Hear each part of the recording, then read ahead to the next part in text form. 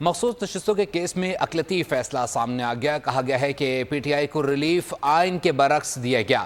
Justice امین الدین خان اور justice نعیم اختر افغان نے فیصلہ جاری کیا۔ اختلافی فیصلے کے مطابق پی ٹی آئی موجودہ کیس میں فریق نہیں تھی۔ 80 اراکین کی قسمت کا فیصلہ سپریم کورٹ نے انہیں سنے بغیر کیا۔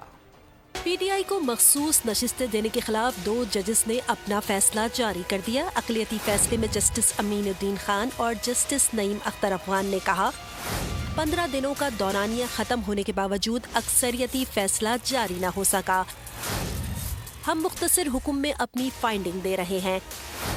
ججز نے لکھا کہ پی ٹی آئی موجودہ کیس میں فریق نہیں تھی۔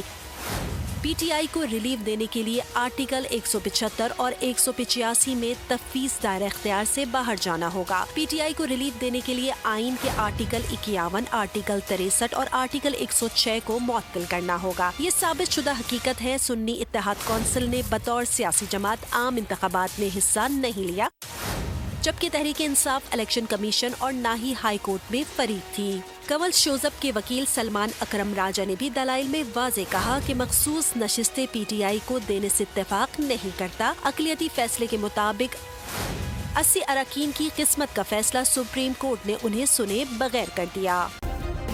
سبسکرائب کریں اور بیل دبائیں تاکہ کوئی خبر رہ نہ جائے۔